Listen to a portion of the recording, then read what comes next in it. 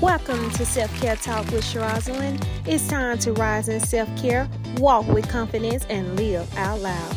Make sure to subscribe to our YouTube channel at Self-Care by Sharoslyn.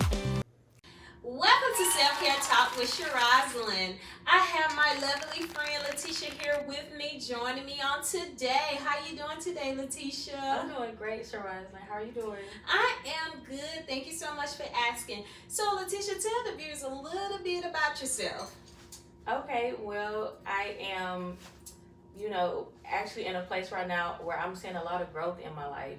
Like in my midlife, what some people might call midlife crisis, for me is growth. I'm in a place of growth. So I'm a little bit over 40, and I'm just learning a lot about what life has taught me, and a lot of things are blossoming for me. So for it's like business, personal growth, relationships, within myself. So I'm just in a really good place right now. So yeah. That's good to hear, Leticia, and I'm so happy for you, that you're actually growing and glowing all at once. So today's episode, I really want to dive a little bit into grieving and growing after losing a parent. So we have Leticia here. Unfortunately, she lost her father. My condolences again, to you and your family. Thank you. So we want to kind of dive just a little bit, more into this episode, especially for the ones that are actually experiencing it as well. Yes. So how have you been feeling lately? Lately, I've been getting better. I take each day as it comes. Some days I don't feel the same every day, but I'm learning how to deal with the grief. It hasn't been a full year yet since my dad has passed. So I'm still adjusting, with not being able to call him, just thoughts in general. So I think about him every single day. But I would say right now, you said how I'm feeling. I mean, I feel great, honestly. When it first happened, it was very hard, very tough, but becoming more aware of my thoughts and how they affected me, and just throughout my day, that helped me a lot, being able to not submerge myself into my thoughts, especially the sadness of it, but being able to observe it and then just get closer to God, get closer to myself, and just be observant of things versus just diving and just sitting into all of my feelings. So that made a big difference for me. So now every day I'm able to, no matter if I'm feeling really having a happy moment, I'm thinking about my dad, or if something really makes me really sad and I can't talk to him, regardless, I don't have an overly emotional reaction to it, because I'm able to observe myself and have that, I guess, a little bit of emotional intelligence in that area. To help me grow in that way. Oh, wow, that's good. What has life looked like for you since you lost your dad? What has life really looked like for you? I feel like a different person, honestly. I feel like a piece of me has shed away. I feel like part of me left when he left. And I know that to be true, because it's just parts of me that I felt, and I parts of my life that I had with him, I don't have that anymore. It's only in my mind. So I'm definitely a little bit of a different person. I've changed a lot. Just more independent in ways. So embracing the things that he taught me while he was here. And not, I was a daddy's girl, so I crushed on my dad. When I called him, he always called me back. So just being able to have those memories and cherish those memories different now. But I'm definitely different. I'm stronger. I feel like I'm definitely more resilient now. So it was a lot of pressure in the beginning, but I can see how it's making me stronger now too. Yeah, and I honestly could say he's probably living through you right now. Yeah. Because she is glowing. When I say glowing, I mean glowing. What is something you experience that people don't realize about grief? Okay. Yes. So what people don't realize about grief is that each person grieves different. Yes. Each person grieves very, very different. So no matter who all knew that one person, that relationship was different with each person. So one person may be very angry, one person may be very sad, one person may just shut off, another person, like for me, it showed me myself where I needed to grow, and I can't just submerge myself into my feelings, and it pushed me to kind of just change those thoughts and all those strong emotions and turn it out to where I could just grow and become better. It made me think about a lot of things that my dad taught me. And like you said, a lot of people do, can say that, because my dad, he was a teacher, he was a preacher, he was a people person. So I have a lot of him in me. So as I get older, now I'm able to talk about that more and be more transparent, just talking about God, living a more godly life now, just being more purposeful. So I would say for sure, everybody grieves different, and I don't, think a person is supposed to grieve a certain way. Right. And there's no time frame for it either. Exactly. Some people say that, give the person a year. For some people, you don't know how long it takes. Exactly. Until something surfaces up, you really don't know how you're gonna feel in that moment. Right. And how that memory is gonna show up for you. So I just give myself grace first of all, because I don't know what things feel like without having him here still. But each day as it comes, I know God is helping me through it, and I'm getting better, as long as I acknowledge that, that he's not here, and I still love myself, and I don't punish myself, for anything, because this is new for me. Life doesn't come with an instruction manual, so I never knew how I would feel, how I would think, or react or respond to him not being here. So I just give that same grace to myself and to other people, but there's just no roadmap, or there's no manual to how to grieve. That's true. And Leticia hit that right on the head, because I know, with my grandfather, he was like a father to me. He helped raise me. When my grandfather passed, I didn't have emotions. I know that kind of probably sounds strange. I didn't have emotion at first. I couldn't even cry. Yeah. When I found out that he died, I just sat there, like, wow, is this real? This reality? But then when I went to the funeral, that's when it really hit me. Like, that's when it really, really hit me. Like, wow, he won't be here with me no more. But then another thing you spoke on about God would definitely get you through it, get you, in a place of your life where you can actually, cope better.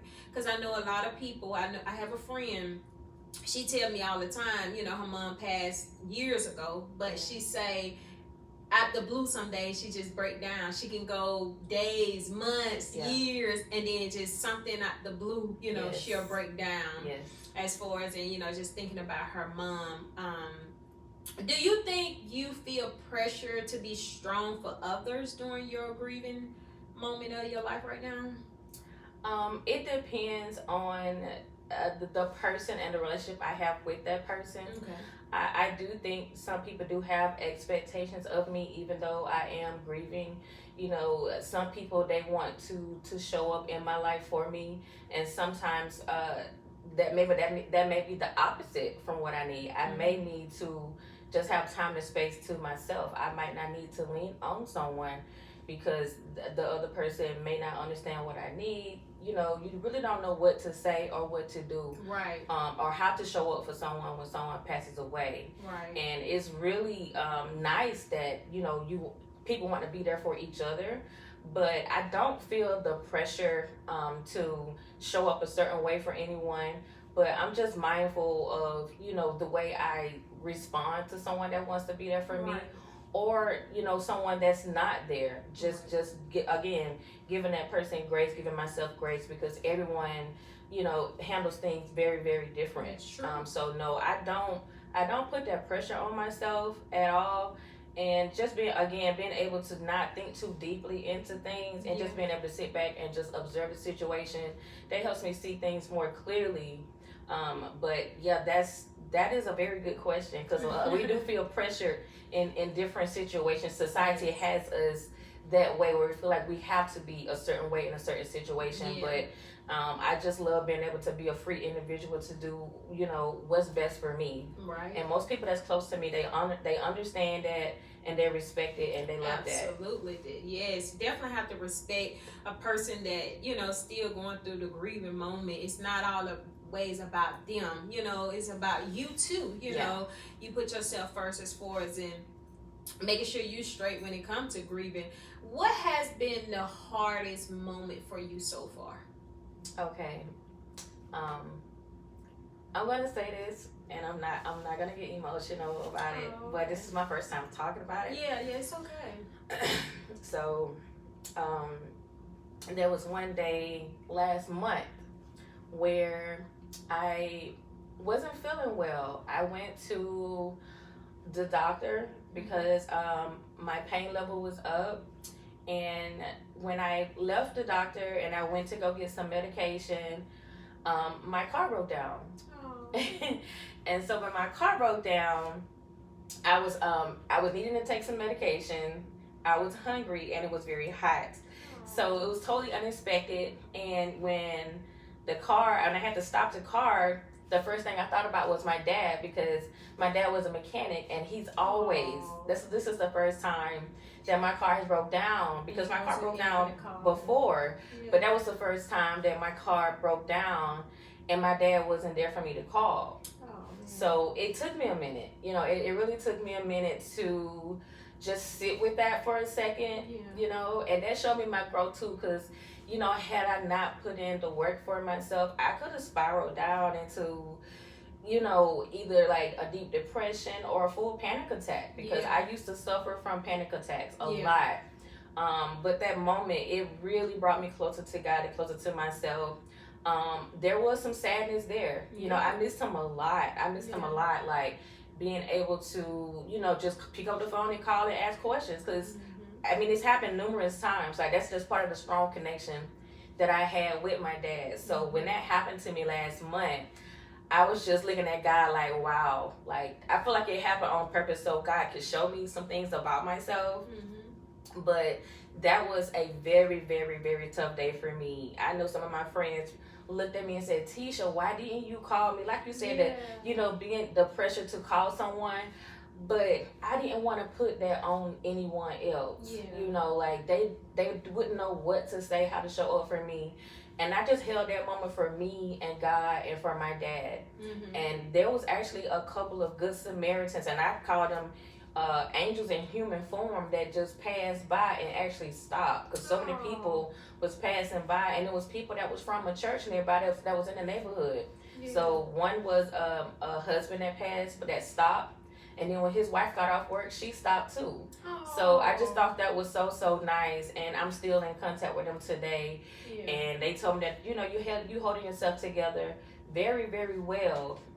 Considering, because I told them, normally I would call my dad, so I'm a little bit lost right now. Because this is the first time having to figure this out. Not that I don't have insurance. I knew what to do, but I'm used to having that emotional support, from my dad. Like, that's just something that we have. We're here together. So once you have that strong connection, that bond had never been broken before, over 40 years. So that was definitely my hardest day, and I will never forget that, ever.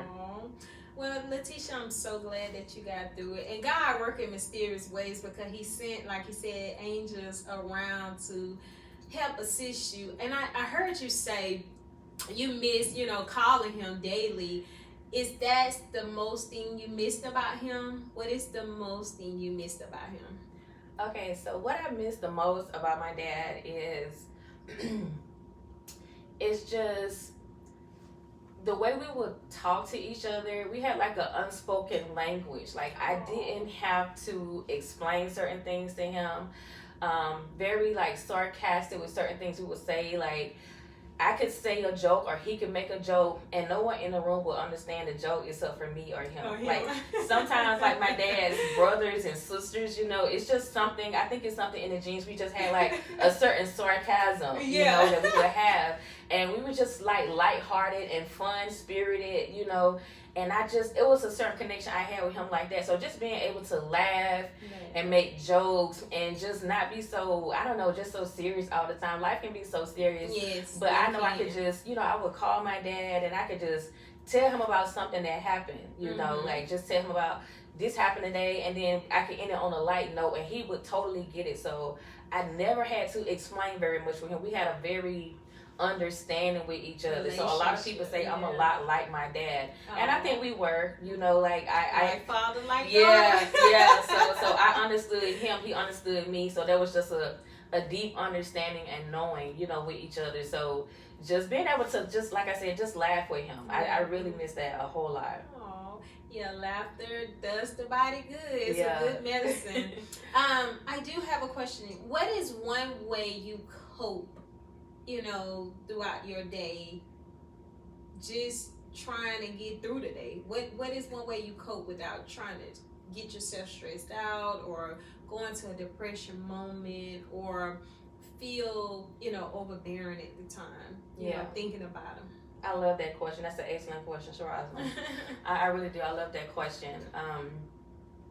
So what I do, because I'm a very emotional person, and I acknowledge my emotions. So I don't know what emotion is going to come up at what time in the day, or what's going to possibly trigger something in me.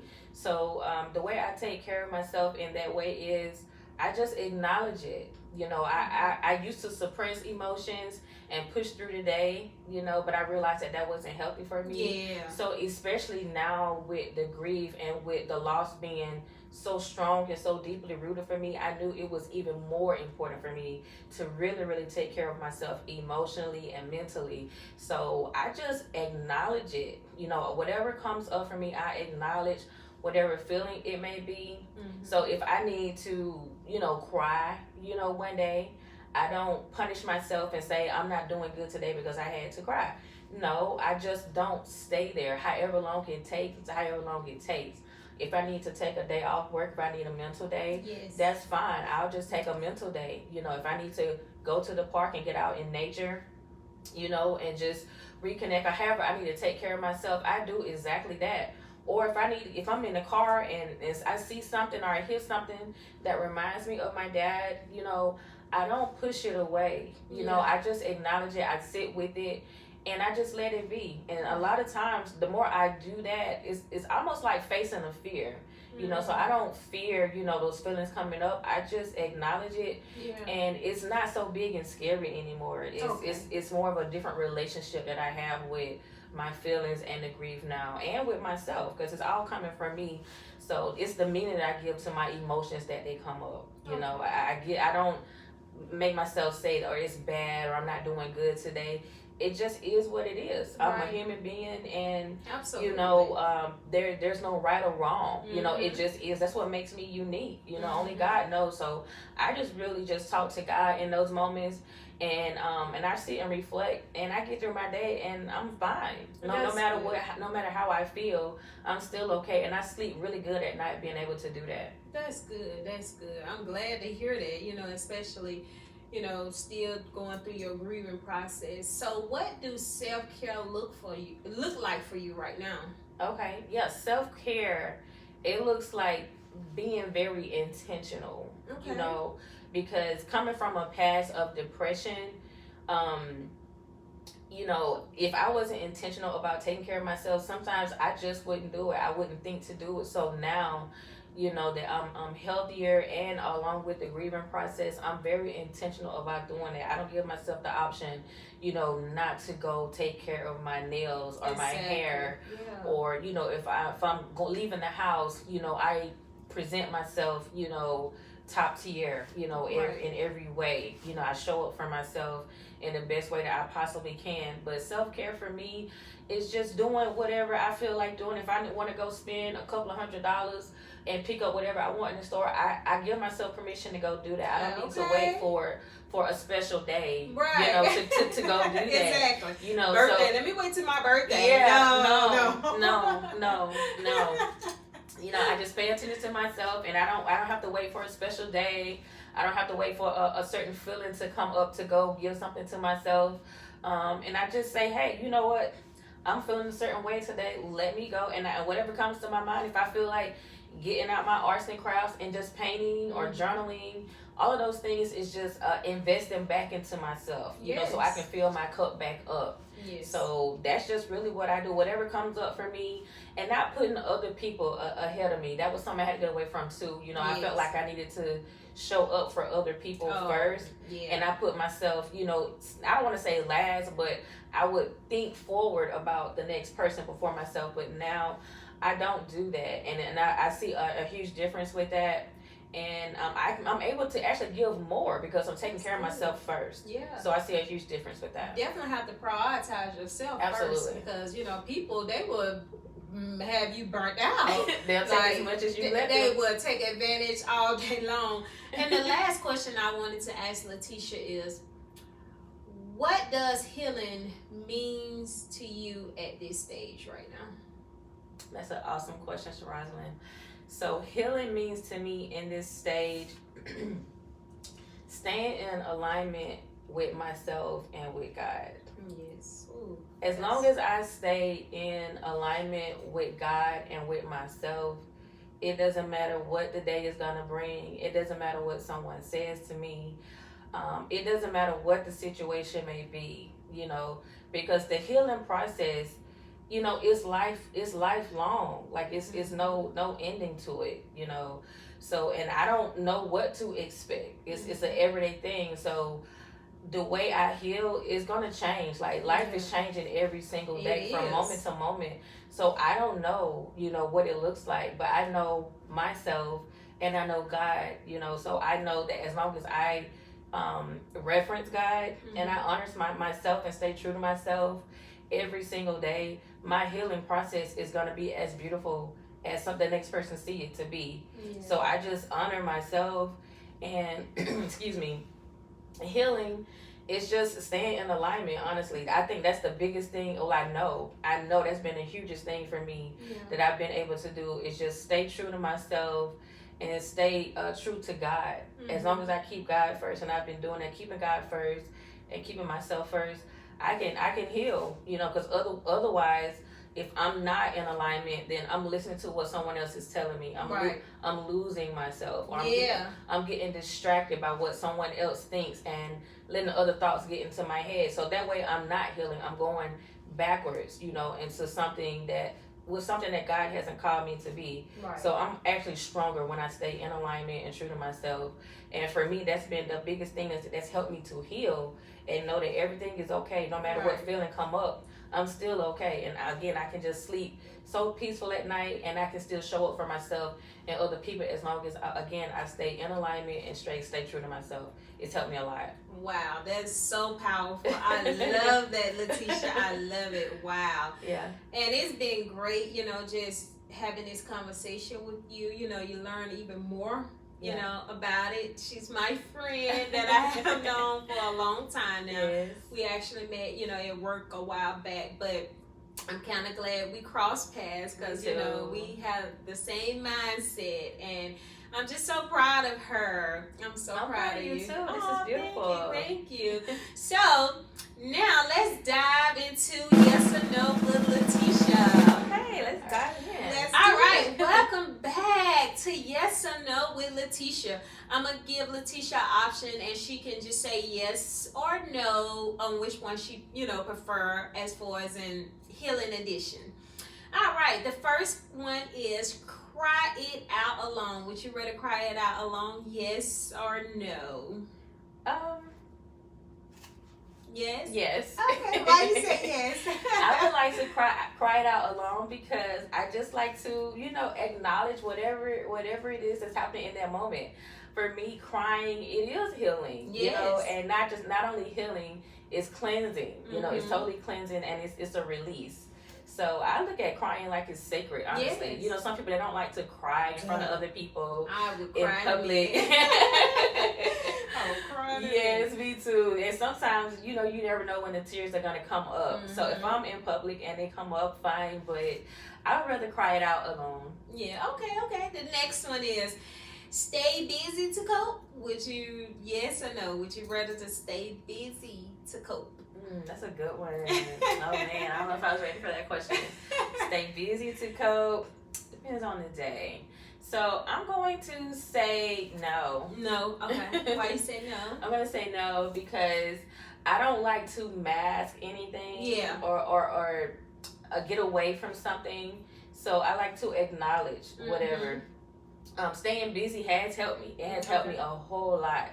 It's very, very healthy to stay busy, but I don't want to stay busy so I'm not looking at something. Yeah. So it's just a healthy balance. So I can't say yes and no. Right. But I would say no, because some people, they stay busy doing things, and it's just masking. It's covering up something that's there, and that's preventing the growth and preventing just them being able to see. So you have to let things surface. Yes. Some people, they never let things surface because they staying so busy Yes. with everything else, and they never are able to heal something that's there. Because once you heal, you can grow and you can move forward. You know. can. So for me, I would say, I would definitely say no. Like, no, sometimes, you know, you just need to just sit still and let that thing surface. Yes. So you can face it, and whatever God is doing, just let it be done, and then you can move on, you know, move on. Right. Woo! That was so powerful. I love it.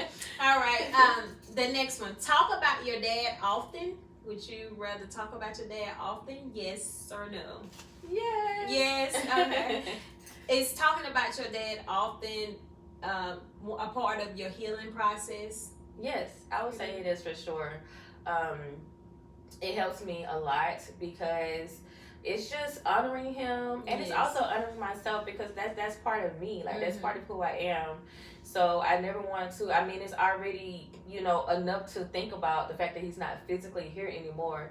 But just being able to acknowledge him, you know, every chance that I get, whether I see someone that looks familiar to him, or someone says or does something that reminds me of something that he may have said or done, or just so many ways that I can honor him, that really helps my healing process a lot.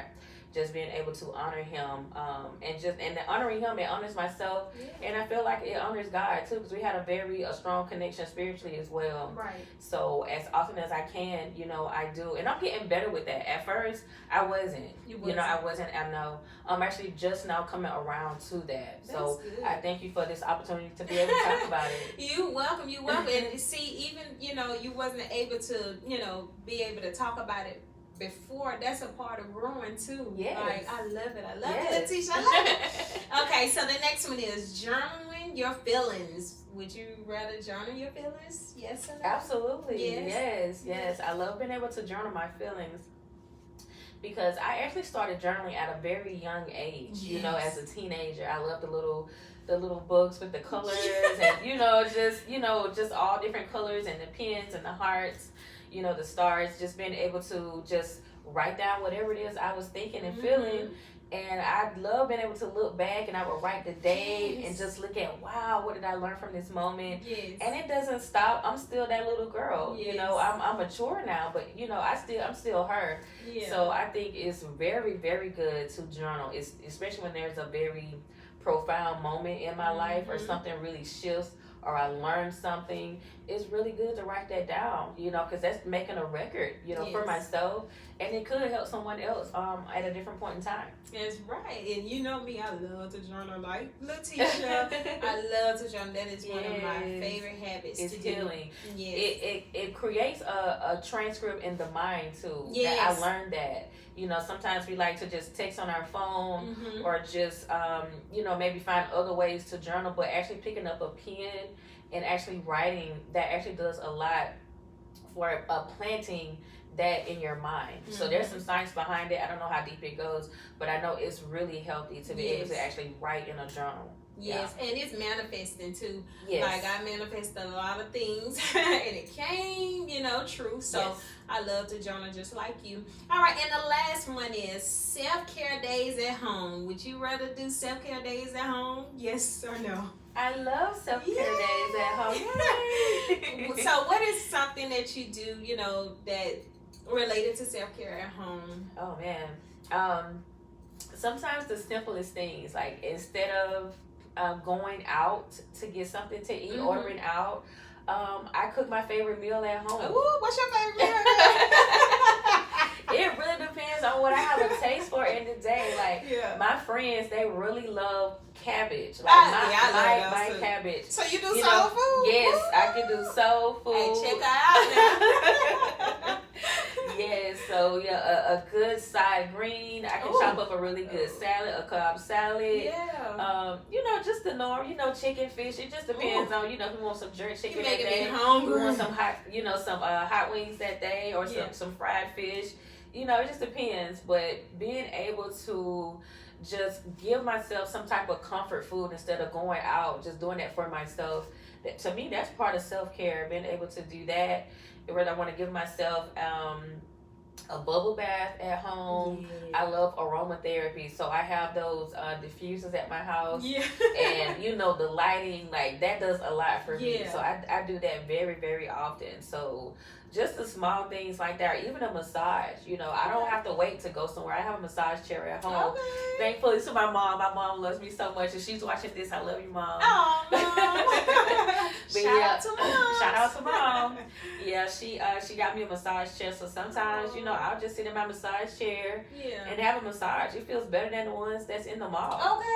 So yeah, self-care at home that's where it's at. That's where it's at. Listen to my music, and being able to just relax and just my sanctuary, my place of zen and comfort with God. Yes, and I definitely love to be at home. My husband used to call me a homebody. I used to always love to be at home. Like the past years, I'm just actually really getting out because I do a lot of events and stuff like that. But I used to stay at home. Like if you know me, you knew where to find me. But this conclude our podcast with Leticia. But Leticia, before we actually just end, I want you to give the viewers one piece of advice while they're with someone that is coping with grief and trying to get through life, challenges and, keep themselves going. What type of advice would you give them? That's an excellent question. I love that. I love being able to share on that. So anyone that's dealing with grief right now, my experience with that is, and my advice to you is to understand that it's okay. There's nothing wrong. Being able to acknowledge that grief, acknowledge those feelings. Things in life always change, and there's no right or wrong way to grieve.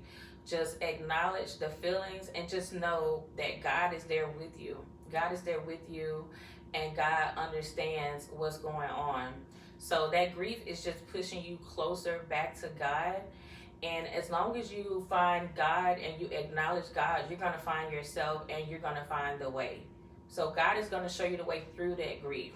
So that grief, again, that is a push to push you towards God. So if you're lost in your grief, if you don't know what to do, you don't know who to turn to, no one else has the answer but God. So the answer is in you. So God is going to show you that answer within yourself. So God is going to show you the next step forward, how to sit with your feelings, how to show up for yourself, how to show up for your children, your husband, your wife, your job, all of those different things. It may be affected by your grief. But as long as you take the time to sit with God and sit with yourself and don't fight the feelings, don't fight the grief, and just acknowledge what it is. It may take some time, it's easy for me to say it, but for me, it wasn't easy in the beginning. And if you need someone to hold your hand in the beginning, that's fine too, to seek out help. So again, there's no right or wrong way to do it, but just be nice to yourself, just be gracious and compassionate with yourself through the process, and know that nothing is your fault, and don't blame yourself for any of the grief. And just sit with it and sit with God, and just know each day that you show up for yourself, each day that you keep trying, it will get better and better and better, and you will get stronger. Whether you realize it or feel like it or not, you definitely will get stronger. It will make you stronger. Thank you so much for that, Leticia. While you was talking, I just felt it, girl. I felt it. Thank you so much. All right, this concludes the podcast with Leticia.